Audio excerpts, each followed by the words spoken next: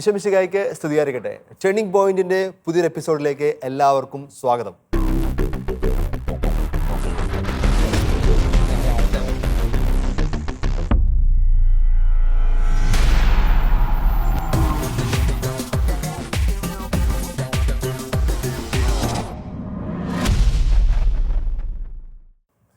Turning point യുവജനങ്ങൾക്ക് വേണ്ടിയുള്ള shalom ടിവിയുടെ ഒരു സ്പെഷ്യൽ പ്രോഗ്രാം. ഈ സമയത്ത് ഈ കാലഘട്ടത്തിൻ്റെ പ്രശ്നങ്ങളും സാധ്യതകളും മനസ്സിലാക്കി കുഞ്ഞുങ്ങളെ, യുവജനങ്ങളെ വിശുദ്ധിയിലേക്ക് നയിക്കാനുള്ള ഒരു ചെറിയ പരിശ്രമം. അതിന് സഹായിക്കാനായിട്ട് ഈ ടേണിംഗ് പോയിന്റ് എപ്പിസോഡ് വന്നിരിക്കുന്നത് നമുക്ക് പരിചയപ്പെടാം. പ്ലീസ്. എൻ്റെ പേര് മെൽവിൻ ജോർജ്. ഞാൻ ചങ്ങനാശ്ശേരിയിൽ നിന്ന് വരുന്നു. ഞാൻ ടിൻഡു സോണി, ഫാമിലിയായിട്ട് എറണാകുളത്ത് താമസിക്കുന്നു. ഞാനൊരു സ്കൂൾ കൗൺസിലറാണ്. ഞാൻ അജയ് റൊണാറ്റസ് പ്രേം, വയനാട്ടുകാരനാണ്, കൽപ്പറ്റയിലാണ് വീട്. എൻ്റെ പേര് റിയ ജോയി, ഞാൻ വയനാട് മാനന്തവാടി സ്വദേശിനിയാണ്. എല്ലാവർക്കും സ്നേഹസ്വാഗതം. ഇന്ന് വെച്ചാൽ ഹോട്ടായിട്ടുള്ള ഈ സമയത്ത് ഏറ്റവും കൂടുതൽ ഡിസ്കസ് ചെയ്യപ്പെടുന്ന ടോപ്പിക്കാണ് നമ്മൾ ഇന്നത്തെ ടേണിംഗ് പോയിന്റ് ഡിസ്കഷൻ വെക്കുന്നത്. Same sex union and same sex marriage, സ്വവർഗ വിവാഹങ്ങളും അതുപോലെ ലെസ്ബിയൻ ഗേ മാരേജുകളും ഒക്കെയാണ് നമ്മൾ ഇന്നത്തെ ചർച്ചയ്ക്കായി വെക്കുന്നത്. എങ്ങനെ നമ്മുടെ യുവജനങ്ങൾ ഈ ഒരു സബ്ജക്റ്റിനോട് റെസ്പോണ്ട് ചെയ്ത് നമുക്ക് നോക്കാം. പ്ലീസ്. ലെസ്ബിയൻ ഗേ വിവാഹങ്ങളെ കുറിച്ചൊക്കെ നമ്മൾ കേൾക്കുന്നുണ്ട്. ആ ഒരു വിഷയത്തിൽ എന്താണ് അഭിപ്രായം? എനിക്ക് അത് ഓരോരുത്തരുടെ ഇഷ്ടമാണ് അങ്ങനെ കഴിക്കണം. എനിക്ക് അതിനോട് താല്പര്യമില്ല. ഓപ്പോസിറ്റ് സെക്സ് തമ്മിലാണ് കുടുംബജീവിതം എന്നൊരു ആശയം മുമ്പോട്ട് പോകണമെങ്കിൽ അപ്പം ഞാൻ അതിനോട് യോജിക്കുന്ന ഒരാളാണ്. സൊസൈറ്റി കൂടുതൽ ഇവർ അക്സെപ്റ്റ് ചെയ്യണം എന്ന് തോന്നുന്നുണ്ടോ ഇനിയും? അതൊരിക്കലും വേണ്ട, അക്സെപ്റ്റ് ചെയ്യേണ്ട കാര്യമില്ല. കാരണം അവരെ സപ്പോർട്ട് ചെയ്തുകൊണ്ട് കുറേ കാര്യങ്ങളൊക്കെ ഇപ്പോഴും സൊസൈറ്റിയിൽ നടക്കുന്നുണ്ട്. അത് മാറ്റുകയാണെങ്കിൽ തന്നെ, അവരുടെ ആ ഒരു പോപ്പുലാരിറ്റി തന്നെ കുറയ്ക്കുകയാണെങ്കിൽ തന്നെ അവർ അവരുടേതായ രീതിയിൽ നിന്ന് മാറാനായിട്ട് ശ്രമിക്കും. സൊസൈറ്റി ഇപ്പോൾ കാണുന്നത് ഇതിനോട് നോ പറയുക, അല്ലെങ്കിൽ ഇത് കൊള്ളില്ല എന്നുള്ള രീതിയിലാണ് സൊസൈറ്റി കാണുന്നത്. ബട്ട് എൻ്റെ ഒരു ഒപ്പീനിയൻ പറയുകയാണെങ്കിൽ ഇത് ഇറ്റ്സ് നോർമൽ. ഇപ്പോൾ ഒരാൾ എങ്ങനെ ജീവിക്കണം എന്നുള്ളത് അവരുടെ വ്യക്തിപരമായ താല്പര്യമാണ്. അവർ ജനിച്ച രീതിയിൽ തന്നെ താൻ ജീവിച്ചു പോകണം എന്ന് എവിടെ എഴുതി വെച്ചിട്ടില്ല. അയാൾ എങ്ങനെ ജീവിക്കണം എന്നുള്ളത് അവരുടെ വ്യക്തിപരമായ താല്പര്യമാണ്. ലെസ്ബിയൻ കപ്പിൾസ്, ഗേ കൾച്ചർ, അങ്ങനെയൊക്കെ ഹോമോസെക്ഷുവാലിറ്റി പോലുള്ള ടേംസ് ഒക്കെ നമുക്കിപ്പം പരിചയം. അപ്പോൾ അവരുടെ ആ ഒരു റിലേഷൻഷിപ്സിൻ്റെ സക്സസ് റേറ്റ് എത്രത്തോളം ഉണ്ടെന്നാണ് തോന്നുന്നത്? ഇപ്പോൾ എനിക്ക് തോന്നുന്നു ആയി വരുന്നതേ ഉള്ളൂ, ഓക്കെ ആയി വരുന്നുണ്ട്. നേരത്തെ എനിക്കറിയില്ല, പക്ഷേ ഇപ്പോഴത്തെ സൊസൈറ്റി അക്സെപ്റ്റ് ചെയ്ത് വരുന്നുണ്ട്. പക്ഷേ അല്ലാതെ നോക്കുവാണെങ്കിൽ സോഷ്യൽ ടാബു തന്നെയാണ്. ഈ ലെസ്ബിയനിസവും ഗേ കൺസെപ്റ്റും എല്ലാം എനിക്ക് പറയാനുള്ളതാണ്. അവർക്ക് യഥാർത്ഥത്തിൽ അവർക്കൊരു പ്രോബ്ലം ഉണ്ട്. അതാണ്, അവരല്ല പ്രോബ്ലം, അവർക്കൊരു പ്രോബ്ലം ഉണ്ട്. അത് മനസ്സിലാക്കി നമ്മൾ അവരോട് പെരുമാറണം, അല്ലെങ്കിൽ അവരുടെ സഹതാപം കാണിക്കണം എന്നാണ് എനിക്ക് പറയാനുള്ളത്. പ്രിയപ്പെട്ടവരെ, ഇതൊരു മിക്സ്ഡ് റിവ്യൂ നമ്മളത് കേട്ട്. കുറച്ച് പേര് നല്ലതാണെന്ന് പറയുന്നു, കുറച്ച് പേര് വീണ്ടും വ്യക്തി സ്വാതന്ത്ര്യത്തെ പറ്റി പറയുന്നു, ചിലത് പ്രശ്നമാണെന്ന് പറയുന്നു, അത് പ്രശ്നം വ്യക്തിയല്ല, ആ ഒരു സിറ്റുവേഷനിൽ അസുഖമാണെന്ന് പറയുന്നു. പല മിക്സ്ഡ് റിവ്യൂ ഉണ്ട്. എനിക്ക് അടുത്തിടെ രസകരമായ ഒരു അനുഭവം പറഞ്ഞിട്ട് നമുക്ക് ഈ സബ്ജക്റ്റിലേക്ക് വരാം. എൻ്റെ ഒരു സുഹൃത്ത് അച്ഛൻ്റെ പാരിഷിൽ, ഇച്ചിരി ഇൻറ്റീരിയർ ആയിട്ടുള്ള വില്ലേജ് ആയിട്ടുള്ള പാരിഷിൽ ഒരു ഇൻറ്ററാക്റ്റീവ് സെഷൻ വേണ്ടി വിളിച്ചു യൂത്തുമായിട്ട്. ഇപ്പോൾ ആദ്യം യൂത്തിന് ഇൻറ്ററാക്ഷൻ കഴിയുമ്പോൾ അച്ഛൻ പറഞ്ഞ സമയമുണ്ടെങ്കിൽ നമുക്ക് ടീൻസിനെ കൂടി കാണാം. അപ്പോൾ അത് കഴിയുമ്പോൾ ടീൻസിന് ഇൻറ്ററാക്ഷൻ ഉണ്ടായിരുന്നു. നമ്മൾ കുറേ കാര്യങ്ങളൊക്കെ അവർ ചോദ്യങ്ങളൊക്കെ വെച്ച് സംസാരിച്ചു. ബോയ്സ് ഒന്നും മിണ്ടുന്നില്ല, സ്വാഭാവികമായിട്ട് അങ്ങനെയാണല്ലോ. പള്ളിയിലേക്ക് ചെല്ലുമ്പോൾ നമ്മൾ ആമ്പിളേക്ക് പതുങ്ങിയൊക്കെ ഇരിക്കുമല്ലോ. അത് കഴിഞ്ഞ് ഞാൻ അതെല്ലാം കഴിഞ്ഞ് പുറത്തിറങ്ങി കഴിഞ്ഞപ്പോഴത്തേക്ക് പതുക്കെ തിരിച്ചു പോകാൻ തയ്യാറായപ്പോഴത്തേക്ക് 2-3 ടീൻസ്, ഒരു 8-ലും 9-ലൊക്കെ പഠിക്കുന്ന പിള്ളേർ അടുത്തൊക്കെ വന്ന് കൂടി, കാറിൻ്റെ അടുത്തൊക്കെ വന്നിട്ട് ഹലോ ഹായ് വർത്താനമൊക്കെ പറഞ്ഞു തുടങ്ങി. ഒരു അച്ഛാ 1-2 സംശയമൊക്കെ ചോദിക്കാണ്ടെന്ന് പറഞ്ഞു. അപ്പോൾ വിചാരിച്ച് പറഞ്ഞു അച്ഛന് സമയമാണ്, നേരിട്ട് ചോദിച്ചോളാൻ പറഞ്ഞു. ഒന്നാമത്തെ സംശയം, അച്ഛന് ഈ പച്ചാമാമയെ പറ്റിയുള്ള അഭിപ്രായം എന്താണ്? പച്ചാമാമ എവിടെയോ കേട്ടിട്ടുണ്ടല്ലോ അച്ഛാ. നമ്മുടെ ഫ്രാൻസിസ് പാപ്പ ആ ഒരു രൂപം സ്വീകരിച്ചില്ലേ നമ്മുടെ, ഇവിടെ നീ ഇതെങ്ങനെയൊക്കെ അറിഞ്ഞു? അറിയാം അച്ഛാ. അപ്പം പറഞ്ഞു, ഇപ്പം എനിക്ക് പച്ചാമാമ അറിയാം, പച്ചാമാമ എന്നും പക്കാമാമ എന്നും പഷാമാമ എന്നൊക്കെ നമ്മൾ എക്സ്പ്ലെയിൻ ചെയ്യുന്ന ഒരു ഫെർട്ടിലിറ്റി ഗോഡിൻ്റെ ഒരു സ്റ്റാച്യു ആമസോണിൽ നിന്ന് വന്ന ട്രൈബൽസ് കൊടുത്ത് സ്വീകരിച്ചതും പാപ്പ അത് സ്വീകരിച്ച് വെച്ചതിനെ വലിയൊരു കോൺട്രവേഴ്സി ഉണ്ടായിരുന്നു കുറേ നാൾ. അപ്പോൾ അതിനെപ്പറ്റി ചോദിക്കുന്നത്. അപ്പം ഞാൻ അതിനെപ്പറ്റി ഡിസ്കഷൻ കഴിഞ്ഞപ്പോഴത്തേക്ക് അപ്പോൾ അവൻ്റെ 2-3 കൂട്ടുകാരൊക്കെ വന്ന് വട്ടം കൂടി ഭയങ്കര സീരിയസ് ഡിസ്കഷനിലേക്കായി. ഞങ്ങളുടെ സൈഡിൽ നിന്ന് പറഞ്ഞു. അപ്പോൾ അവൻ പറയാണ്, അച്ഛാ ഈ പാപ്പ അടുത്ത കാലത്ത് ഈ സെയിം സെക്സ് മാരേജ് ബ്ലെസ് ചെയ്യുന്നതിനെ പറ്റി പോസിറ്റീവായിട്ട് സംസാരിച്ചിട്ടുണ്ടോ? അതിനെപ്പറ്റി അച്ഛൻ്റെ അഭിപ്രായം എന്താ? ചേട്ടാ നീ ഇതൊക്കെ എങ്ങനെ അറിയുന്നു? അതൊരു വില്ലേജ് ആണല്ലോ. അച്ഛൻ ഞാൻ ഇൻസ്റ്റാഗ്രാമിൽ ഫ്രാൻസിസ് പാപ്പനെ ഫോളോ ചെയ്തിട്ടുണ്ട്. ഫ്രാൻസിസ് പാപ്പ എന്ന് പറഞ്ഞാൽ സ്വന്തമായിട്ട് അക്കൗണ്ടോട് വെച്ചേക്കോ, അല്ലെങ്കിൽ നമുക്ക് ഫോളോ ഇത് ഒത്തിരി ഇൻസ്റ്റാഗ്രാം പേജുകളുണ്ടല്ലോ. അപ്പോൾ ഇവൻ വിചാരിച്ചേക്കുന്ന ഇവൻ നല്ല കേട്ടോ, ഈ കുട്ടിയെന്നല്ല, നല്ലൊരു ശതമാനം ആൾക്കാർ വിചാരിച്ചേക്കുന്ന ഫ്രാൻസിസ് പാപ്പ സെയിം സെക്സ് മാരേജ് അംഗീകരിച്ചു, അത് അനുവാദം കൊടുത്തു, അത് ബ്ലെസ് ചെയ്യാൻ അനുവാദം കൊടുത്തപ്പോൾ കുറേ ഫേക്ക് ന്യൂസുകളുണ്ടായിരുന്നു. അപ്പോൾ അതിന് ബദലായിട്ട് കൃത്യമായിട്ട് എക്സ്പ്ലനേഷൻ കൊടുത്തുകൊണ്ട് പാപ്പ എന്താണ് ഉദ്ദേശിച്ചത്, സഭ എന്താണ് ഉദ്ദേശിക്കുന്നത്, എന്താണ് സഭയുടെ കാഴ്ചപ്പാട് എന്ന് വെച്ചാൽ കൃത്യമായിട്ട് റോമിൽ നിന്ന് ഇറങ്ങിയിരിക്കുന്ന ഒരു ഡോക്യുമെൻ്റ് ഉണ്ട്. നിങ്ങൾ വായിച്ചിട്ടില്ലെങ്കിൽ ഉറപ്പായിട്ടും Vatican.va കയറി ഈ പറയുമ്പോൾ അത് സൂക്ഷിച്ച് വെച്ചോളൂ. Vatican.va, അതായത് സഭയുടെ ഔദ്യോഗികമായ ന്യൂസുകൾ കിട്ടാനുള്ള സ്ഥലമാണത്. നമ്മൾ ന്യൂസുകൾ പലത് വരുമ്പോൾ അതിൻ്റെ റിയാലിറ്റി ചെക്ക് ചെയ്യാനായിട്ട് പോകാൻ പറ്റുന്ന നല്ലൊരു വെബ്സൈറ്റാണത്. അപ്പോൾ Vatican.va കൃത്യമായിട്ട് ഫിദൂച്ചിയസ് സപ്ലിക്കൻസ് എന്ന് പറഞ്ഞ കൃത്യമായ ഡോക്യുമെൻ്റ് ഉണ്ട് on blessing, on pastoral blessing of same sex marriage and union എന്ന നല്ലൊരു ഡോക്യുമെൻ്റ് ആണ്. അതിൻ്റെ സെക്കൻഡ് പാർട്ടിൽ ഫസ്റ്റ് പാർട്ടിലാണ് ബ്ലെസ്സിങ്ങിനെ പറ്റി പറയുന്നത്. സെക്കൻഡ് പാർട്ടിൽ എന്താണ് എന്ന് എക്സ്പ്ലെയിൻ ചെയ്യുന്നുണ്ട്. കൃത്യമായിട്ട് അതിനകത്ത് ഡോക്യുമെൻ്റിൽ വാറ്റിക്കൻ എക്സ്പ്ലെയിൻ ചെയ്യുന്നുണ്ട് ഇത് എന്തല്ല. ഒരിക്കലും ഇത് വിവാഹം ബ്ലെസ് ചെയ്യലല്ല, സെയിം സെക്സ് യൂണിയനോ സെയിം സെക്സ് മാരേജോ ബ്ലെസ് ചെയ്യലല്ല. നമ്പർ 1, ബ്ലെസ്സിങ് സ്വീകരിക്കാൻ വരുമ്പോൾ അവർ ഉറപ്പായിട്ടും വിവാഹ വസ്ത്രത്തിലായിരിക്കരുത്. വിവാഹത്തിലുള്ള സാക്ഷികളോ അകമ്പടികളോ ഒന്നും ഉണ്ടാവരുത്. അതൊക്കെ മറ്റുള്ളവർക്ക് ഉറപ്പായിട്ടും നെഗറ്റീവ് നോഷൻ കൊടുക്കാൻ കാരണമാകും. 3, ഒരു ടെക്സ്റ്റ് ബുക്ക് ഉപയോഗിച്ചുള്ള, അതായത് ബ്ലെസ്സിങ്ങിൻ്റെ ബുക്കുണ്ടല്ലോ ഔദ്യോഗികമായ, അതിൽ നിന്നുള്ള ഒരു പ്രാർത്ഥനയും ചൊല്ലിക്കൊണ്ട് ഇതൊരു ലിറ്റർജിക്കൽ സെലിബ്രേഷനാക്കി മാറ്റരുത്, ലിറ്റർജിക്കൽ ബ്ലെസ്സിങ് കൊടുക്കരുത്. ഇത് പ്രാർത്ഥന സ്വീകരിക്കാനായിട്ട് ഒത്തിരി പേര് പള്ളികൾ വരാറുണ്ട്. അവർ ബ്ലെസ് ചെയ്യുന്ന പോലെ ഒരു സ്പോണ്ടേനിയസ് പ്രെയറിലൂടെ ഒരു അച്ഛന് ബ്ലെസ് ചെയ്യാം. അത് ഒരു ബിഷപ്പ് കൗൺസിലോ അല്ലെങ്കിൽ ഒരു ഡയസിസോ അതിനു വേണ്ടി ഒരു പ്രാർത്ഥന എഴുതി ഉണ്ടാക്കുകയോ ഒരു സിസ്റ്റം ഉണ്ടാക്കുകയോ ചെയ്തിട്ട് അതൊരു നോമാക്കി മാറ്റുന്ന തുടർച്ച കുറേ കാര്യങ്ങൾ പറഞ്ഞിട്ടുണ്ട്. അത് ഇതൊരു ഗ്യാതറിംഗ് ആക്കി മാറ്റരുത്, സെലിബ്രേഷൻ ആക്കി മാറ്റി. ഇത് തന്നെയാണ് ഈ ഡിസ്പാരിറ്റി ഓഫ് കൾട്ട്. മറ്റൊരു മതത്തിൽ നിന്നിട്ട് തന്നെ കത്തോലിക്ക സഭയിൽ വിവാഹം കഴിക്കാനായിട്ട് വരുമ്പോഴത്തേക്ക് അതുകൊണ്ടാണ് നമുക്ക് പള്ളിയിൽ കല്യാണ സമയത്ത് ഉറപ്പായിട്ടും പള്ളി വെച്ച് കല്യാണം നടത്തി കൊടുക്കും, പക്ഷേ കുർബാനയിൽ കൊടുക്കത്തില്ല, ആഘോഷങ്ങൾ ഒഴിവാക്കുക. കാരണം ഇത് മറ്റൊരാൾക്ക് എൻകറേജ്മെൻ്റ് ആവരുത്. ആ ഒരു ലക്ഷ്യത്തോടെ തന്നെയാണ് ഈ സെയിം സെക്സ് യൂണിയനും സെയിം സെക്സ് മാരേജും ചർച്ച് അപ്രീഷിയേറ്റ് ചെയ്യുന്നില്ല, ചർച്ച് നടത്തി കൊടുക്കുന്നില്ല, ബ്ലെസ്സിങ്ങും കൊടുക്കുന്നില്ല. ഇവിടെ കൊടുക്കുന്ന ബ്ലെസ്സിങ് ആർക്കും സ്വീകരിക്കാവുന്ന ഒരു രോഗി വരുന്നു അല്ലെങ്കിൽ ഒരു ട്രാവലർ വരുന്നു, ബ്ലെസ് ചെയ്യാൻ വേണ്ടി കൊടുക്കുന്ന ജസ്റ്റ് എ ബ്ലെസ്സിങ്. നമുക്ക് അത് തന്നെ ഒന്ന് കമൻറ്റ് ചെയ്ത് തുടങ്ങാം. എനിക്ക് ആ വാക്ക് വളരെ ഐറോണിക്കലായിട്ടാണ് ഫീൽ ചെയ്യുന്നത്. അതായത് മാരേജ് എന്താണെന്ന് കൃത്യമായിട്ട് അറിയാത്ത ആൾക്കാരാണ് ഇത് പറഞ്ഞുകൊണ്ടിരിക്കുന്നത്. മാരേജ് എന്ന് പറഞ്ഞാൽ അതൊരിക്കലും ഈ പറയുന്ന നമ്മളുടെ ആശയങ്ങളിൽ നിൽക്കുന്ന ഒരു കാര്യമല്ല. അത് ദൈവം ഇൻസ്റ്റിറ്റ്യൂട്ട് ചെയ്തിരിക്കുന്ന ദൈവത്തിൻ്റെ സൃഷ്ടിയിൽ ദൈവം ഇൻസ്റ്റിറ്റ്യൂട്ട് ചെയ്തിരിക്കുന്ന ഒരു ബ്യൂട്ടിഫുൾ സെറ്റിംഗ് ആണ് മാരേജ് എന്ന് പറയുന്നത്. നമ്മുടെ കത്തോലിക്ക വിശ്വാസം അതൊരു സാക്രമെൻറ്റും കൂടിയാണ്. അപ്പോൾ അങ്ങനെ ഇരിക്കെ രണ്ട് വ്യക്തികൾ തമ്മിൽ ഇഷ്ടത്തിലാണ് സ്നേഹത്തിലാണെന്നൊക്കെ പറയുമ്പോൾ അവർക്ക് കല്യാണം കഴിക്കണം എന്ന് പറയുന്നതിനോട് സത്യം പറഞ്ഞ് ചോദിക്കാൻ പറ്റില്ല. കാരണം അവർക്ക് മാരേജ് എന്താണെന്ന് അറിയില്ല. മാരേജ് എന്ന് പറഞ്ഞു കഴിഞ്ഞാൽ അതിനൊരു വലിയ സെറ്റിംഗ് ഉണ്ട്. എക്സ്പ്ലനേഷൻ വാദിക്കാൻ കൊടുക്കുന്നുണ്ട്. വിവാഹം ജനിച്ച എല്ലാവരും വിവാഹം കഴിക്കണം നിർബന്ധമില്ല. അതൊരു വിളിയാണ്. വിളിയുള്ളവർ മാത്രം പ്രവേശിക്കേണ്ട ഒരു പ്രത്യേകമായ സാക്രമെന്റ് ആണ് വിവാഹം. ചിലപ്പോൾ ഇങ്ങനെ ഈ ഹോമോസെക്ഷൽ ഇൻക്ലിനേഷൻസും അല്ലെങ്കിൽ അതിൻ്റെ ഹോർമോൺ ഹൈ ലെവലുള്ളവർക്ക് നിർഭാഗ്യമായിട്ട് ഉപയോഗിച്ചിരിക്കുന്നത്. നിർഭാഗ്യവശാൽ നമുക്ക് അവർക്ക് ഒരിക്കലും ബ്ലെസ്സിങ് കൊടുക്കാനോ അവർക്ക് വിവാഹത്തിൽ പ്രവേശിക്കാനോ പറ്റില്ല എന്ന് പറഞ്ഞേക്കുന്നത്. പിന്നെ വെച്ചാൽ നമ്മുടെ CCCയിൽ തന്നെ 2358 ആ ഒരു ക്ലോസിൽ വളരെ കൃത്യമായിട്ട് സഭ ഇത്തരത്തിലുള്ള ഇൻക്ലിനേഷൻസുള്ള ആൾക്കാരെ ഐഡന്റിഫൈ ചെയ്യുന്നുണ്ട്.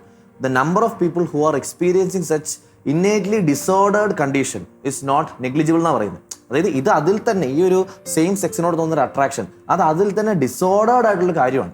അപ്പോൾ അത് സഭ അംഗീകരിക്കുന്നുണ്ട്. പക്ഷേ ഇതൊരു റിയൽ ഇഷ്യൂ തന്നെയാണ്. നമ്മുടെ ഈ പറയുന്ന നമ്മുടെ പിള്ളേർ കുറേ പേര് കമൻറ്റ് ചെയ്തതുപോലെ ഹോർമോണൽ ഇംബാലൻസ് കൊണ്ടും ഇൻസെക്യൂരിറ്റീസ് കൊണ്ടും ചില അവരുടെ സോഷ്യൽ അബ്യൂസുകൾ കൊണ്ടും അങ്ങനെ പലതരത്തിലുള്ള കണ്ടീഷൻസ് കൊണ്ടും ആൾക്കാർ ഇത്തരത്തിലുള്ള അട്രാക്ഷനുകൾ പോകുന്നുണ്ട്.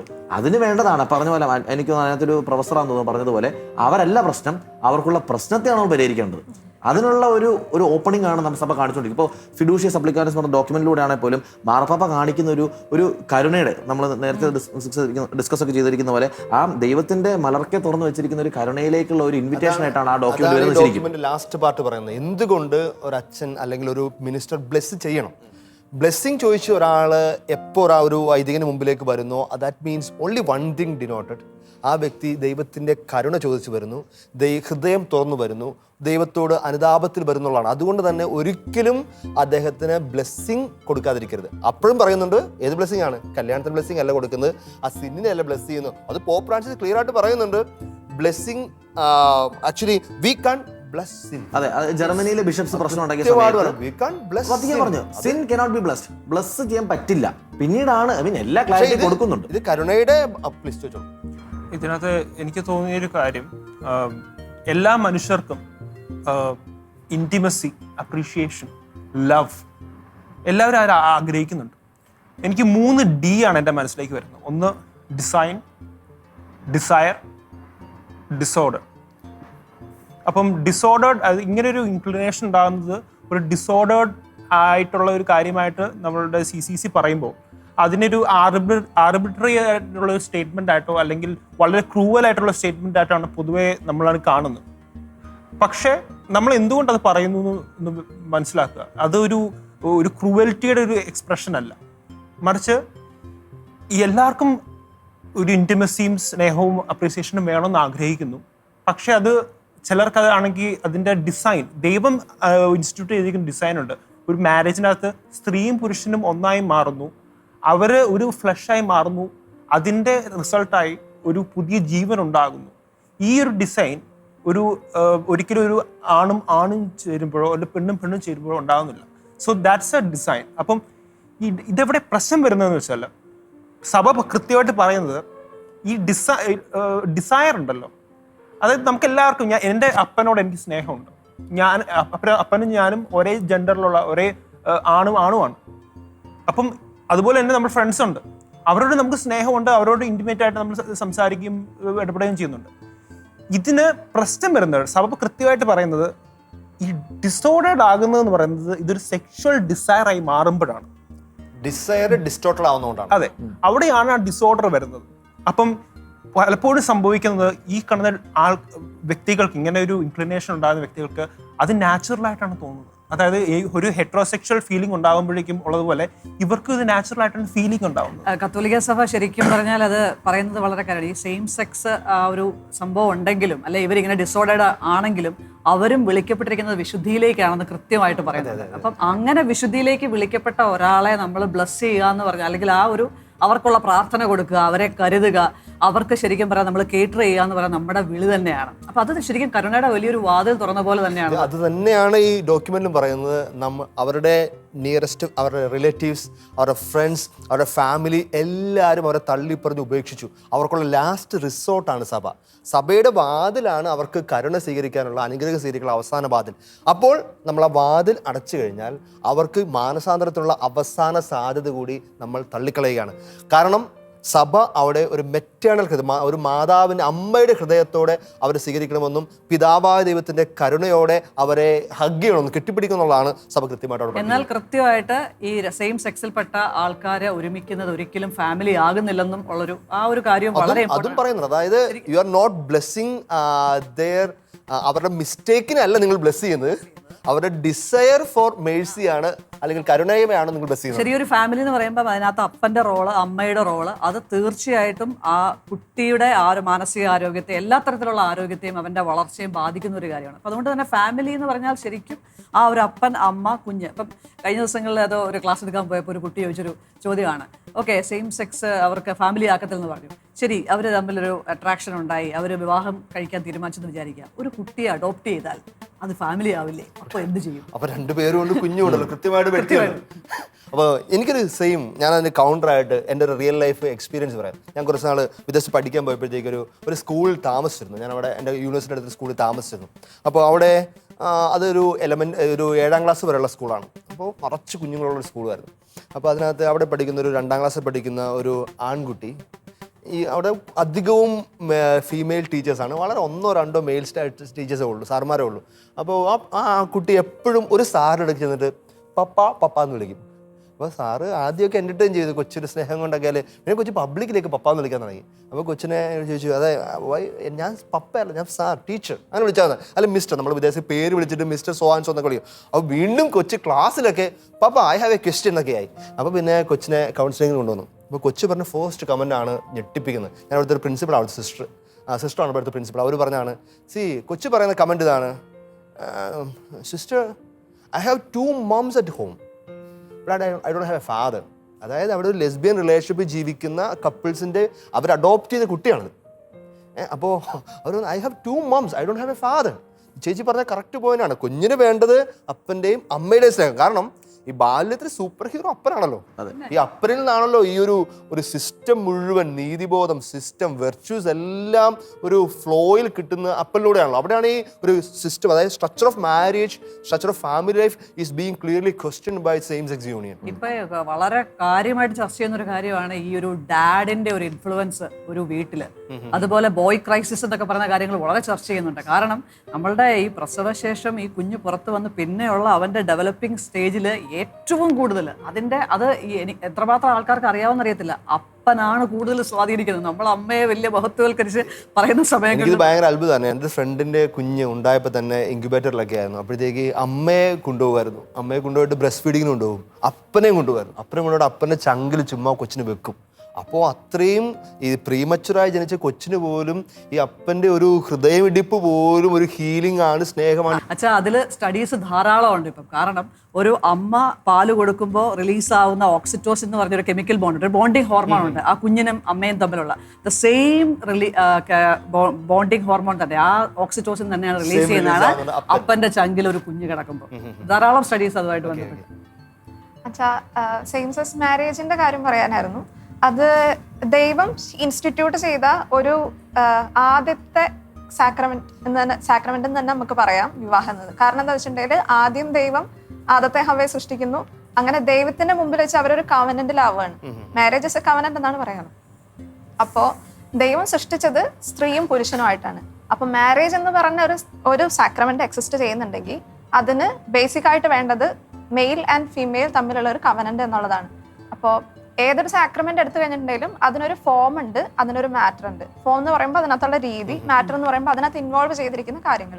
അപ്പോൾ ഈ മാരേജിന്റെ ഫോം എന്ന് പറഞ്ഞു കഴിയുമ്പം അതിൽ ഈ പറഞ്ഞ പോലെ സാക്ഷികൾ, കാര്യങ്ങൾ, അങ്ങനെ നമ്മുടെ തിരുസഭ നമുക്ക് പ്രപ്പോസ് ചെയ്ത് വെച്ചിരിക്കുന്ന ആ കാര്യങ്ങളൊക്കെ ഉണ്ട്. അതുകൂടാതെ മാറ്റർ എന്ന് പറയുന്നത് അവിടെ ഇൻവോൾവ് ചെയ്തിരിക്കുന്നത് ദൈവം, ഒരു സ്ത്രീ, ഒരു പുരുഷൻ, ഈ 3 പേരാണ് അവിടെ ഇൻവോൾവ് ചെയ്തിരിക്കുന്നത്. അപ്പോൾ ഒരു സെയിം സെക്സ് മാരേജ് എടുത്തു കഴിഞ്ഞിട്ടുണ്ടെങ്കിൽ അവിടെ ഒരിക്കലും അതിനൊരു പൂർണ്ണത വരുന്നില്ല. ആ സാക്രമെന്റ് അവിടെ തന്നെ ഇൻവാലിഡ് ആയി മാറിക്കഴിഞ്ഞിരിക്കും. ചിലപ്പോഴൊക്കെ പറയാറുണ്ട് ചർച്ച് ഓൾഡ് ആണ്, ചർച്ച് ഔട്ട്ഡേറ്റഡ് ആണ്, അതുകൊണ്ട് ചർച്ച് സ്റ്റില് നിലനിൽപ്പിന് വേണ്ടി പറയുന്നതാണ് ഈ കൂദാശ, വിവാഹം. ചർച്ച് എന്ന സ്ഥാനത്ത് കട്ടനിട്ട് വെക്ക്. ചർച്ചല്ല, എല്ലാ റിലീജിയനും ഈ സാധനം, ഈ സെയിം സെക്സ് യൂണിയൻ അതുപോലത്തെ കാര്യങ്ങൾ മോശമാണെന്ന് പറയുന്നത്. റിലീജിയൻ മാത്രമല്ല, കൾച്ചറുകൾ, സമൂഹം പോലും. ഇത് സമൂഹത്തിന് നിലനിൽപ്പിൻ്റെ ആവശ്യമാണല്ലോ. ഈ സെയിം സെക്സിലേക്ക് പോയി കഴിഞ്ഞാൽ ഉറപ്പായിട്ടും 3D ഡിസൈൻ കൃത്യമായിട്ട് പൊട്ടുകയും ഡിസയർ ഓവർ പവർ ആവുകയും അവിടെ ഡിസോർഡർ ഉണ്ടാവുകയും ചെയ്യും. ഒരു സമൂഹം തന്നെ തകർന്നു പോകാനായിട്ട് കൃത്യമായിട്ട് ഈ ഒരു സിസ്റ്റത്തെ അറ്റാക്ക് ചെയ്താൽ സംഭവിക്കും. സെയിം സെക്സ് മാരേജിനെ കുറിച്ച് പറയുമ്പോഴേക്കും അതൊരു ഡിസോർഡേർഡ് ആയിട്ടുള്ള ഒരു കാര്യമായിട്ട് പറയുമ്പോഴേക്കും നമ്മൾ അതിനെ ശരിക്കും പറഞ്ഞാൽ ആ ഒരു പ്രോബ്ലത്തിലൂടെ കടന്നു പോകുന്ന, ആ ഒരു ബുദ്ധിമുട്ടിലൂടെ കടന്നു പോകുന്ന വ്യക്തികളെ ഒറ്റപ്പെടുത്തുന്ന, അല്ലെന്നുണ്ടെങ്കിൽ അവർ ഒന്നാമത് ഒരുപാട് വേദനകൾ, കാര്യം അവരുടെ ജീവിതത്തിലൂടെ അവരുടെ ഇന്റർവ്യൂസ് ഒക്കെ കേൾക്കുമ്പോഴേക്കും ചെറുപ്പത്തിലൂടെ ഒരുപാട് അബ്യൂസുകളിലൂടെ ഒറ്റപ്പെടലിലൂടെ വേദനകളിലൂടെ കടന്നു പോകുന്ന ആ വ്യക്തികളാണ്. അപ്പം അവരെ സംബന്ധിച്ചിടത്തോളം ഹോമോസെക്ഷുവാലിറ്റിയെ കുറിച്ച് ഏറ്റവും കൂടുതൽ കേൾക്കുന്നത് നമ്മൾ നേരത്തെ സംസാരിച്ചതുപോലെ തന്നെ ചർച്ചിൽ നിന്നല്ല.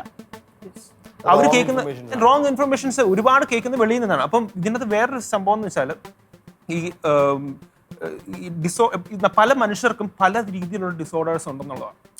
അതായത് മാരേജിൽ തന്നെ ഇപ്പം മാരീഡ് ആയിട്ടുള്ള ഹെറ്ററോസെക്ഷൽ ആയിട്ടുള്ള കപ്പിൾസിന്റെ ജീവിതത്തിൽ തന്നെ അവരുടെ ഈ പാപത്തിന്റെ മേഖലയിൽ കയറി വരുമ്പോഴേക്കും ലെസ്ഫുൾ ആയിട്ട് സ്വന്തം ഭാര്യയെ നോക്കുന്ന, അല്ലെങ്കിൽ മാരേജിന് വെളിയിൽ എക്സ്ട്രാ മാരിറ്റൽ അഫയേഴ്സ് പോകുന്ന ഒരു ഡിസോർഡേർഡ് ആയിട്ടുള്ള കാര്യം തന്നെയാണ്.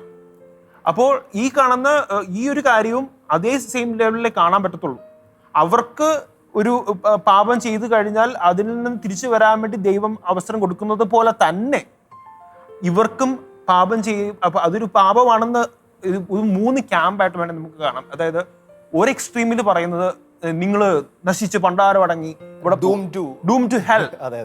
വേറൊരു എക്സ്ട്രീം എൻഡിൽ കാണുന്ന കാര്യം എന്ന് വെച്ചാൽ ഗോഡ് ഇസ് ലവ്, അതുകൊണ്ട് ദൈവം എല്ലാം ക്ഷമിക്കും, നിങ്ങൾ എങ്ങനെ പോയാലും കുഴപ്പമില്ല. പക്ഷെ ഇൻ റിയാലിറ്റി ഈശോയുടെ കണ്ണിലൂടെ നോക്കുമ്പോഴേക്കും ഈശോ പാപികളുടെ കൂടെ, പാപിനിയ സ്ത്രീയുടെ കൂടെ നടന്നിട്ട് വെരി ക്ലിയർ ആണ്. ഹി സെഡ് പാപത്തെയാണ് വെറുക്കുന്നത്, പാപിയല്ല. പാപം കൃത്യമായിട്ട് പാപമാണെന്ന് ഈശോ എല്ലാവരുടെ മുഖത്തേക്ക് പറയുന്നുണ്ട്. അപ്പൊ എനിക്ക് തോന്നുന്നു ഒരു നെക്സ്റ്റ് ലെവലിലേക്ക് നമ്മൾ ചർച്ച പോകണമെന്ന് തോന്നുന്നു. അതായത് നമ്മളിപ്പോഴും ഈ same sex union, same sex marriage എന്നൊക്കെ പറയുമ്പോഴത്തേക്ക് നമുക്ക് ഇപ്പോഴും അറിവുള്ള ലെസ്ബിയൻ ഗേ സാധനങ്ങളൊക്കെ നമ്മൾ ഈ കാണുന്ന വീഡിയോസിൽ കാണുന്ന കുറച്ചുകൂടിയൊക്കെയുള്ള സെലിബ്രിറ്റി മോഡലുള്ള ആൾക്കാരാണ്. That's not the real narrative. അതല്ല ശരിക്കുള്ള സ്റ്റോറി. അതിന് അടിത്തട്ടിൽ സങ്കടപ്പെടുന്ന, ക്രൈസിൽ അനുഭവപ്പെടുന്ന വലിയൊരു സമൂഹമുണ്ട്. അവരുടെ പ്രശ്നങ്ങളൊന്നും കാര്യമായിട്ട് ഐഡന്റിഫൈ ചെയ്യപ്പെടുന്നില്ല. അപ്പോൾ വാട്ട് ക്യാൻ വി ഡു? നമുക്ക് പ്രാക്ടിക്കലായിട്ട് നമ്മുടെ പാരിഷിലോ നമ്മുടെ സൺഡേ സ്കൂളിലോ നമ്മുടെ ഒരു കുട്ടി അല്ലെങ്കിൽ ഒരു ചെറുപ്പക്കാരി ഈ ഒരു സംഭവം ഈ സംഭവത്തിൽ കടന്നു പോകുന്നത്, ഹൗ ക്യാൻ വി ഹെൽപ്പ്? ഇതിനകത്ത് നമ്മൾ മനസ്സിലാക്കേണ്ടത് ഇപ്പോൾ നമുക്ക് വേണ്ടത് ഈ പറഞ്ഞ കരുണയുടെ ഒരു മുഖം തന്നെയാണ് തീർച്ചയായിട്ടും. അതായത് ഇപ്പോൾ നമ്മുടെ ആ ഫിഡ്യൂഷ്യറി സപ്ലിക്കാൻസ് ഡോക്യുമെന്റിൽ ഏകദേശം 13ാമത്തെ പാരഗ്രാഫിൽ മാർപ്പാപ്പ പറയുന്ന ഒരു ബ്യൂട്ടിഫുൾ കാര്യമുണ്ട്. ഇപ്പം ഇങ്ങനെ എഴുതിയിരിക്കുന്നത്, precisely in this regard Pope Francis urged us to not lose pastoral charity which should permeate all our decisions and attitudes, and to avoid being judges who only deny, reject and exclude. Let us then respond to the Holy Father's proposal by developing a broader understanding of blessings. അതായത് നമ്മൾ പലപ്പോഴും ആൾക്കാർ judge ചെയ്യുന്നത് തന്നെ മാറ്റി നിർത്താനും avoid ചെയ്യാനും reject ചെയ്യാനാണ്. കാരണം ഒന്നും നമുക്ക് ഈ റിയാലിറ്റി മനസ്സിലായിട്ടില്ല. ഞാൻ പഠിക്കാൻ പോയപ്പോഴത്തേക്ക് ഞാൻ ആദ്യം ഒരു പള്ളി താമസിച്ചപ്പോൾ എനിക്ക് ഭയങ്കര ക്രൈസിസ് ആയിരുന്നു. കാരണം കുർബാനയിൽ കൂടുന്ന 2 പേര് സ്ഥിരമായിട്ട് വന്ന 2 ചെറുപ്പക്കാർ അവന്മാർ ഗേ ആണ്. ഞാൻ പാട്ട് പാടുന്ന സ്ഥലത്ത് കൊയറിലേക്ക് നോക്കുമ്പോൾ എനിക്കവിടെ ഒരു ഗേ കപ്പിളിനെ അറിയാം, ലെസ്ബിയൻ കപ്പിളിനെ അറിയാം. ഇവരൊക്കെ അടുത്ത് വരുമ്പോൾ ലിറ്ററലി എനിക്ക് ഭയങ്കര ഒരു ബുദ്ധിമുട്ടായിരുന്നു അടുത്തൊക്കെ വരുന്നൊരു മിണ്ടുന്നതൊക്കെ. അതിൻ്റെ ഒരു പയ്യൻ എന്നെ പോലെ ഇരിക്കുന്നത്. അപ്പം എന്നെ അവിടുത്തെ ബാക്കി ആൻറ്റിമാരൊക്കെ പറയുന്നത് ഫാദറിൻ്റെ ട്വിൻ ബ്രദർ വരുന്നതോ, എനിക്കറിയാം ഇവൻ ഗേ ആണെന്നുള്ളത്. എനിക്ക് ഭയങ്കര ഐ ഫീൽ വെരി ഓക്വേർഡ്. എനിക്ക് കുറേ നാളെടുത്ത്, ഞാൻ എത്ര നാൾ പ്രാർത്ഥിച്ചിട്ട് എത്ര നാൾ കൺഫ്യൂസ് ചെയ്തിരുന്നത് എനിക്കൊരു അവരോട് ഹേറ്റിന്. കാരണം നമ്മൾ ഈ കേരളത്തിൻ്റെ ഭാരതത്തിൻ്റെ ഈ ഒരു ഭയങ്കര ഒരു തിക്കായിട്ടുള്ള ഒരു നമ്മുടെ ഗൂഗിളൊക്കെ ചെറുതല്ലേ, ഇതിൽ കൂടി നോക്കി കണ്ടിട്ട് നമ്മൾ പുറത്തേക്ക് പോകുമ്പോൾ നമുക്കൊന്നും മനസ്സിലാവുന്നില്ല. എന്ന് പറഞ്ഞാൽ ഞാൻ ആ സിന്നിനെ അക്സെപ്റ്റ് ചെയ്യുന്നുള്ളതല്ല, ഐ അക്സെപ്റ്റ് ദ പേഴ്സൺസ്. ഞാൻ അവരോട് ഐ ഹാഡ് ലോട്ട്, ഞാൻ അവരോട് ഡ്രൈവ് ചെയ്യാൻ പോയിട്ടുണ്ട്, ഒത്തിരി യാത്ര പോയിട്ടുണ്ട് അവരോട്. അവർ പറഞ്ഞ സ്റ്റോറീസ് ഒക്കെ കേൾക്കുമ്പോഴത്തേക്കുണ്ടല്ലോ വൈ ആൻഡ് ഹൗ അവരെങ്ങനെ ആയി എന്നുള്ള സാധനമുണ്ട്. അവരുടെ childhood experience, traumatic experience, sexual ആയിട്ടുള്ള അബ്യൂസ്, അവരുടെ പേരൻസിൻ്റെ കെയർ കിട്ടാതെ പോയത്, nobody is there to listen. So അവർ എത്തിപ്പെട്ട ഒരു റോങ് പോക്കറ്റ്സ് ഉണ്ട്, അവർക്ക് കിട്ടിയ റോങ് ഇൻഫർമേഷൻ ഉണ്ട്. അതിൻ്റെ കൂടെ I would like to add one more thing. ഞാൻ ആ സ്ഥലത്തിൻ്റെ പ്രത്യേകത എന്ന് പറഞ്ഞാൽ അവിടെയുള്ള ഏറ്റവും വലിയ സെലിബ്രിറ്റി ഉണ്ട്. അവിടുത്തെ ഒരു ഹെർ നെയിം ഈസ് വൈസ്ഗന്ധ, ഹെറോർഹി എന്നുള്ളത് ക്വസ്റ്റനാണ്. വൈസ്ഗന്ധ എന്ന പേര് യൂട്യൂബ് അടിച്ചാൽ കിട്ടുന്ന. ആ നാട്ടിലെ ഒരു പൊളിറ്റീഷ്യനോ ഒരു ആക്ടറിനോ കിട്ടാത്ത ഒരു റീച്ചുണ്ട്. ഒരു ഷോയൊക്കെ ഹോസ്റ്റ് ചെയ്യാൻ വന്നു കഴിഞ്ഞാൽ ആയിരക്കണക്കിന് തടിച്ചു കൂടും. അപ്പോൾ ആ വ്യക്തിയെപ്പോലെ ആവാനാണ് ഒരു കുഞ്ഞു പോലും ശ്രമിക്കുന്നത്. ഇതൊരു ഇൻഫ്ലുവൻസും കൂടിയാണ്. ഇപ്പം അവർ ഭയങ്കര പോപ്പുലർ ആയിട്ടുള്ള ഒരു ആങ്കർ ആയിരുന്നു. പിന്നീട് നമ്മൾ സ്കൂൾസിൽ കോളേജിലേക്ക് പോകുമ്പോൾ എല്ലാവരും അതുപോലെ മുടിയെ പെയിന്റ് അടിച്ചും അതുപോലെ ഡ്രസ്സ് ചെയ്തും ആ സ്റ്റൈലിലൊക്കെ തന്നെ സംസാരിച്ച് just to be like that person ആയിക്കോട്ടെ. ഇതെല്ലാം ഒരു ഗ്രാജുവൽ ഇൻഫ്ലുവൻസ് ആണ്. കാരണം ഇവർക്ക് തന്നെ ഈ നമുക്ക് എല്ലാവർക്കും പറയുന്ന തിയറിയാണ്, ഒരു 18-19 വയസ്സ് വരെയൊക്കെ ഒന്നും എല്ലാവർക്കും ക്രൈസിസ് കാണും. ഈ ചിലപ്പോൾ സെയിം സെക്സിനോടുള്ള അട്രാക്ഷൻ കാണും, ക്രൈസിസ് കാണും. അത് ഒരു ഗ്രോയിങ് അത് ശരിക്കും നമ്മളത് സ്കൂളിലൊക്കെ ഇപ്പോൾ കുട്ടികളിപ്പോൾ ഇതുപോലത്തെ സോഷ്യൽ മീഡിയ ഇൻഫ്ലുവൻസ് ആയിരിക്കാം, ഡിസ്കഷൻസ് ഒക്കെ കാണുന്നതുകൊണ്ടായിരിക്കാം ഇപ്പോൾ പിള്ളേർ തമ്മിൽ പരസ്പരം ഐ ആം എ ഗേ അല്ലെങ്കിൽ ഐ ആം ലെസ്ബിയൻ, അത് ഗേ കപ്പിൾ പോകുന്നു, ലെസ്ബിയൻ കപ്പിൾ പോകുന്നു, അങ്ങനത്തെ ഉള്ളൊരു ടോക്കാണ്. അപ്പോൾ നമ്മുടെ ഒരു ഫ്രണ്ട് വന്ന് നമ്മുടെ അടുക്കെ പറഞ്ഞാൽ, അല്ലെങ്കിൽ ഒരു കുട്ടി അങ്ങനെ പറഞ്ഞാൽ, ഈ നേരത്തെ അച്ഛൻ പറഞ്ഞ പോലെ 18 to 19 ഇയേഴ്സിൽ ശരിക്കും ഒരു സെയിം സെക്സ് അട്രാക്ഷൻ ഉണ്ടാകുന്ന ഇറ്റ്സ് എ നോർമൽ കേസ്. ആരും പെട്ടെന്ന് പോയിട്ട് ഇവൻ ഇങ്ങനെ ആന്ന് പറഞ്ഞ ഉടനെ ശരിയാണെന്ന് നമുക്ക് വേറെ തെറാപ്പിക്ക് പോയേക്കാം. ശരിക്കും ലിറ്ററലി കേരളത്തിൽ അങ്ങനത്തെ ഹോസ്പിറ്റലുകളിൽ ഇപ്പോഴും വന്ന് പറയുന്നവരുണ്ട്. അതെ, ഞാൻ ഗേ ആണ്, എനിക്കിപ്പോൾ ഒരു ട്രാൻസ്ഫോർമേഷൻ വേണം, എനിക്ക് ഹോർമോണൽ തെറാപ്പി വേണം എന്ന് പറഞ്ഞ് പോകുന്നവരുണ്ട്. അപ്പോൾ അവരോട് പറയാനുള്ള ശരിക്കും 18 to 19 ഇയേഴ്സ് ഒരു വാച്ച്ഫുൾ വെയിറ്റിംഗ് എന്ന് പറയുന്നത് വളരെ ഇമ്പോർട്ടൻ്റ് ആണ്. Watchful waiting. രണ്ടാമത്, ഇനി എന്തുകൊണ്ടാണ് നിനക്ക് ഇങ്ങനെ തോന്നുന്നത്? അവനെ ലിസൺ ചെയ്യാൻ ഈ കൂട്ടുകാരനോ അല്ലെ കേൾക്കുന്ന ആളോ ശ്രദ്ധിക്കണം. എന്തുകൊണ്ടായിരിക്കും ഇവനിത് പറഞ്ഞത്? വെറുതെ സോഷ്യൽ മീഡിയ ഇൻഫ്ലുവൻസ് ആണോ? അതോ ഇവന്റെ ഒരു awareness, poor awareness, self awareness ഉള്ളത് കൊണ്ടാണോ? Childhood trauma ഉണ്ടാണോ? ഡിപ്രഷൻ ഉള്ളത് കൊണ്ടാണോ? ബാക്ക്ഗ്രൗണ്ട് സ്റ്റോറീസ് നമ്മൾ മനസ്സിലാക്കുക. ചുമ്മാ ഒരു ഉരുത്തിരിയുന്നൊരു സാധനമല്ല. നമുക്ക് എല്ലാവർക്കും അറിയാം, മൈന്യൂട്ട് ഒരു പെർസെൻറ്റേജ് ഉറപ്പായിട്ടും ഈ പറഞ്ഞ സംഭവങ്ങൾ ഉള്ളവരുണ്ട്. പക്ഷെ അതൊരു മേജർ ആൾക്കാരല്ല. പക്ഷെ ഇപ്പൊ പറഞ്ഞ് അതൊരു വലിയ സംഭവമായിട്ട് മാറി. അതൊരു കോമൺ ടോക്ക്. ഇപ്പൊ നമ്മുടെ മലയാളത്തിൽ പോലും ഇറങ്ങുന്ന എത്രയോ സീരീസുകളൊക്കെ ഈ സാധനം ഭയങ്കരമായിട്ട് നോർമലൈസ് ചെയ്യാണ്. ന്യൂ നോർമൽസ് അതിനകത്ത്. അതായത് ഏകദേശം ഒരു 10-15 വർഷങ്ങൾക്ക് മുമ്പ് സെൽഫ് ഐഡന്റിഫൈഡ് ഗെയ്സ് എന്ന് പറയുന്ന community was less than almost 5%. പക്ഷെ ഇന്ന് ഏകദേശം റീസെന്റ് സ്റ്റഡീസ് വരുമ്പോഴേക്കും ആ നമ്പർ ഏകദേശം 25%. അതായത് ഈ പറയുന്ന കാലക്രമേണ ട്രെൻഡിലൂടെ ആൾക്കാർ ഇത് കേട്ട് ഒരു കൾച്ചറായിട്ട് മാറിക്കൊണ്ടിരിക്കുക. ഞാൻ ഗേ ആണെന്ന് പറയുന്നത് വലിയ ഒരു സ്റ്റൈൽ സാധനം പോലെയാണ് ആൾക്കാർ പറയുന്നത്. അതാണ് ഇതിനകത്ത് ഒരു സാധനം. പക്ഷേ വേറൊരു കാര്യം എന്ന് പറഞ്ഞു കഴിഞ്ഞാൽ ഇപ്പോൾ ഈ ഹോർമോൺ ഇഷ്യൂസ് മറ്റൊക്കെ പറഞ്ഞായിരുന്നല്ലോ, അപ്പൊ അവർക്ക് വേണ്ടത് പ്രോപ്പർ ആയിട്ടുള്ള കൗൺസിലിങ്ങും പ്രോപ്പർ ആയിട്ടുള്ള അക്കോമഡേഷനും കാര്യങ്ങളൊക്കെയാണ്. തീർച്ചയായിട്ടും എനിക്കറിയാവുന്ന ഒരു ടെസ്റ്റിമണിയാണ് ചെന്നൈയിൽ സംഭവിച്ചതാണ്. അവിടെ ഒരു ഭാര്യ ഭർത്താവും അവർക്കൊരു മകളുണ്ടായിരുന്നു. അവർ ഡിവോഴ്സായി. അവർ പേരൻസ് ഡിവോഴ്സ് ആയതിനു ശേഷം ഈ അമ്മ രണ്ടാമത് കല്യാണം കഴിച്ചിട്ട് ആ സ്റ്റെപ്പ് ഫാദർ ഈ കൊച്ചിനെ അബ്യൂസ് ചെയ്തു. ഈ അബ്യൂസിന് ശേഷം, ചെറുപ്പത്തിൽ നടന്ന അബ്യൂസിന് ശേഷം ആ കൊച്ചിന് ഉണ്ടായത് പുരുഷന്മാരെന്ന് പറയുന്നത് ഭയങ്കര വെറുപ്പുളവാക്കുന്ന ഒരു വ്യക്തിത്വമായി മാറി. ഈ സെയിം സെക്സ് അട്രാക്ഷൻ ഉള്ള ആൾക്കാരുടെ അടുത്ത് നമ്മൾ എങ്ങനെ പെരുമാറണം എന്നുള്ള രീതിയിൽ ചിന്തിച്ച് നോക്കിയപ്പോൾ എനിക്ക് ഹോസിയ പ്രവാചകന്റെ എക്സാമ്പിളാണ് ഓർമ്മ വന്നത്. ഹോസിയ പ്രവാചകൻ. അതെ.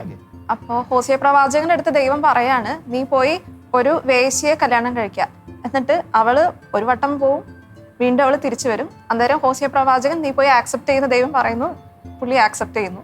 വീണ്ടും അതുപോലെ തന്നെ വീണ് പോകുന്നു, വീണ്ടും ആക്സെപ്റ്റ് ചെയ്യുന്നു. അപ്പോൾ ഇത്തരത്തിലുള്ള ആൾക്കാർ, അതായത് സെയിം സെക്സ് അട്രാക്ഷനിൽ നിൽക്കുന്ന ആൾക്കാരുടെ അടുത്ത് ആ ദൈവം കാണിക്കുന്ന ഒരു കരുണയുണ്ട്. ആ കരുണ ശരിക്കും നമ്മളും ആ ഒരു രീതിയിൽ മനസ്സിലാക്കണം എന്നുള്ളതാണെന്ന് എനിക്ക് തോന്നിയിട്ടുണ്ടായിരുന്നത്. നമുക്ക് ഈ എപ്പിസോഡിലൂടെ കൺക്ലൂഡ് ചെയ്യുമ്പോഴത്തേക്ക് കരുണ ഒരു പ്രധാനപ്പെട്ട കാര്യം തന്നെയാണ്. അതിനോടൊപ്പം തന്നെ ഒന്ന് രണ്ട് കാര്യങ്ങൾ, ഒന്ന് നമ്മൾ സംസാരിച്ച് വെച്ച പല കാര്യങ്ങളും, ഒന്ന് ഇവരുടെ ഒരു ബാക്ക്ഗ്രൗണ്ട്, ഇവരൊന്ന് ഹീലിംഗ് പ്രോസസ്സ് സഹായിക്കുക. ആ ഒരു കേൾവിയും ഹീലിംഗ് പ്രോസസ്സ് തന്നെ പലപ്പോഴും ഇവർക്കൊരു കമ്മൗട്ടിന് സഹായിക്കും. രണ്ടാമത്, ചില ആൾക്കാർക്ക് ഹോർമോൺ ഡിഫറൻസുകളും ഹൈ ഇൻക്ലിനേഷൻ ഉള്ളവർക്ക് ഉറപ്പായിട്ട് നമ്മൾ എയ്ഡ് കൊടുക്കണം. ആ തെറാപ്പികളുടെ എയ്ഡുകൾ മസ്റ്റായിട്ട്. പേരൻസ് അതിനകത്തൊന്നും ഒരു നാണവും വിചാരിക്കരുത്. ദയവ് ചെയ്ത് നിങ്ങളുടെ മക്കളുടെ ഭാവി ദൈവം ആഗ്രഹിക്കുന്നത് എത്താതിരിക്കാൻ നിങ്ങൾ കാരണമാവരുത്. കാരണം പലപ്പോഴും പിള്ളേർക്ക് തെറാപ്പി സെഷൻ നീഡഡാണ്.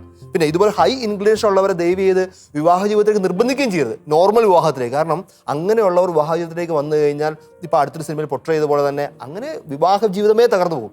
മറ്റൊരാളുടെ ജീവിതം കൂടി വെച്ച് നമ്മൾ കളിക്കരുത്. ഇപ്പോൾ അങ്ങനെ ഇൻക്ലിനേഷൻ ഉള്ള ആണാണ് വിവാഹ ജീവിതത്തിലേക്ക് വരുന്നതെങ്കിൽ മറ്റൊരു പെൺകുട്ടിയുടെ ജീവിതം കൂടി നശിപ്പിച്ച് കളയും, കുടുംബജീവിതം നശിപ്പിച്ച് കളയാണ്. അങ്ങനെയുള്ളവരെ വിവാഹ ജീവിതത്തിലേക്ക് നിർബന്ധിക്കരുത്. ഫസ്റ്റ് കാര്യം നമ്മൾ ഇവരോട് ചെയ്യേണ്ട അപ്രോച്ച് കരുണ കാണിക്കണം.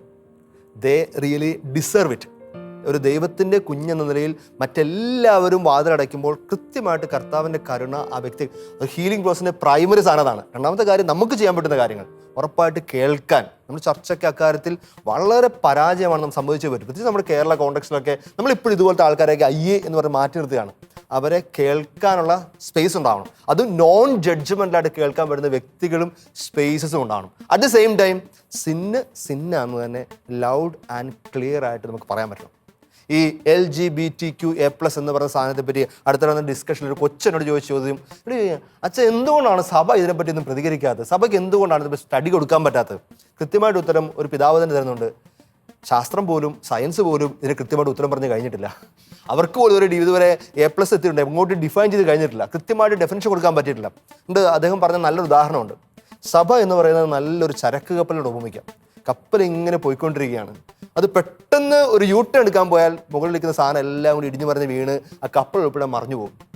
ചർച്ച് ഒരു നൗക പോലെയാണ്. ചർച്ച് ഒരു ടേൺ എടുക്കുന്നത് ഭയങ്കര സ്ലോ ആയിട്ട്, സ്റ്റഡി ആയിട്ട്, കൃത്യമായിട്ട് എടുക്കുന്നത്. ആർക്കും ഒന്നും സംഭവിക്കാത്ത രീതിയിൽ, ആർക്കും ഒരു കാഷ്വാലിറ്റി വരാത്ത രീതിയിൽ. അതുകൊണ്ട് ചർച്ചിൻ്റെ പഠനങ്ങൾ ഒരല്പം വന്നാലും ലേറ്റാ വന്നാലും ലേറ്റസ്റ്റ് വരുന്ന പറഞ്ഞ പോലെ കൃത്യമായിട്ട് തെറ്റുപറ്റാത്ത സമൂഹത്തെ വിശുദ്ധിയിൽ നയിക്കാനുള്ള, because church is a moral voice of the world. ലോകത്തെ മുഴുവൻ കൃത്യമായിട്ട് ഡിഫൈൻ ചെയ്യേണ്ട ഉത്തരവാദിത്വം ഭൂമിയിൽ തിരുസഭയ്ക്കുണ്ട്. അതുകൊണ്ട് തന്നെ സഭയുടെ പഠനങ്ങൾക്ക് തെറ്റുപറ്റില്ല. സഭ കൃത്യം സമയങ്ങളിൽ കൃത്യം ഇൻ്റർവെൻഷൻ നടത്തും. അതുകൊണ്ട് ഈ ഒരു സെയിം സെക്സ് യൂണിയൻ്റെ ചർച്ചകൾ ഇവിടെ അവസാനിക്കുമ്പോൾ കൃത്യമായിട്ട് പ്രാപ്പ പറഞ്ഞതുപോലെ അവർ നമുക്ക് രണ്ട് കൈ നീട്ടി സ്വീകരിക്കാം. പാപത്തെ പാപമെന്നും പറഞ്ഞു, പാപിയെ രണ്ട് കരവും നീട്ടി സ്വീകരിച്ച് നമുക്ക് പ്രാർത്ഥിക്കാം, അവരെ കെയർ ചെയ്യാം, അവരെ സഹായിക്കാം. നമുക്കൊന്ന് ചേർന്ന് ഒന്ന് പ്രാർത്ഥിച്ചുകൊണ്ട് നമ്മുടെ ഈ ചർച്ച ഇവിടെ അവസാനിപ്പിക്കാം. കർത്താവായ ഈശോയെ, ഞങ്ങളെ യുവതലമുറയെ മുഴുവൻ സമർപ്പിച്ച് പ്രാർത്ഥിക്കുന്നു. പ്രത്യേകിച്ച് ഒരു കൺഫ്യൂഷൻ നിൽക്കുന്നവരെ, എൻ്റെ ജെൻഡർ ഏതാണ്, എൻ്റെ ഐഡൻറ്റിറ്റി ഏതാണ് എന്ന് കൺഫ്യൂഷൻ നിൽക്കുന്ന എല്ലാവരും സമർപ്പിച്ച് പ്രാർത്ഥിക്കുന്നു. ഒരുപക്ഷെ അവരുടെ ബാല്യകാല അനുഭവങ്ങളായിരിക്കാം, അവർ കണ്ട മോഡലുകളായിരിക്കാം, കേട്ട കാര്യങ്ങളായിരിക്കും, ഇൻഫ്ലുവൻസ് ആയിരിക്കാം. തമ്പുരാനെ, നിൻ്റെ വലിയ സ്വർഗത്തിന് ശക്തി അയച്ച് അവരെ ഒന്ന് വിശുദ്ധീകരിക്കണമേ. അവരുടെ ഹൃദയത്തിന് ശാന്തത കൊടുക്കണമേ, ക്ലാരിറ്റി ഓഫ് തോട്ട് കൊടുക്കണമേ, പരിശുദ്ധാത്മാവിനെ ജ്ഞാനം കൊണ്ട് നിറയ്ക്കണമേ. അവർക്ക് ടെംപ്റ്റേഷൻസ് അല്ല, റോങ് ടീച്ചിങ്സ് അല്ല, ശരിക്കും യുവർ ഡിസൈൻ ഫോർ ദം, നീ കൊടുത്ത പർപ്പസ് ഓഫ് ലൈഫ് അവർക്ക് മനസ്സിലാക്കി കൊടുക്കണമേ. അങ്ങനെയുള്ള തെറ്റിൽ ജീവിക്കുന്ന എല്ലാവരെയും തമ്പുരാനെ നിൻ്റെ കരുണയ്ക്ക് സമർപ്പിച്ച് പ്രാർത്ഥിക്കുന്നു. ഞങ്ങളും പലപ്പോഴൊക്കെ അവർ ജഡ്ജ് ചെയ്തിട്ടുണ്ട്, കുറ്റപ്പെടുത്തിയിട്ടുണ്ട്. മാപ്പ് പറഞ്ഞ് പ്രാർത്ഥിക്കുന്നു. ഒരു തുറവിയുള്ള ഹൃദയവും ജഡ്ജ്മെൻ്റ് ഇല്ലാത്ത സ്നേഹവും ശരിക്കുള്ള കരുണയും കൊണ്ട് ഞങ്ങളെ നിറയ്ക്കണമേ. ഈ തലമുറ മുഴുവൻ അനുഗ്രഹിക്കപ്പെടട്ടെ. ഞങ്ങളെല്ലാവരും വിശുദ്ധി എന്ന വിളി സ്വീകരിച്ച് സ്വർഗത്തിൽ എത്തിച്ചേരട്ടെ. അമ്മ മാതാവേ, വിശുദ്ധ ഔസേപ്പ് പിതാവേ, ഈശോ വളർത്തിക്കൊണ്ടുവന്നതുപോലെ ഈ തലമുറ മുഴുവൻ ഞങ്ങളെല്ലാവരെയും തെറ്റാതെ ഇടറാതെ സത്യത്തിൻ്റെ പാതയിൽ വളർത്തിക്കൊണ്ടു വരണമേ. നമ്മുടെ കർത്താവ് യേശു മിശിഹായുടെ കൃപയും പിതാവായ ദൈവത്തിൻ്റെ സ്നേഹവും പരിശുദ്ധാത്മാവിൻ്റെ സഹവാസം ഉണ്ടായിരിക്കട്ടെ, ഇപ്പോഴും എപ്പോഴും എന്നേക്കും. യേശു മിശിഹായ്ക്ക് സ്തുതിയായിരിക്കട്ടെ. ചലം ടിവിയുടെ ഒരു youth special programme turning point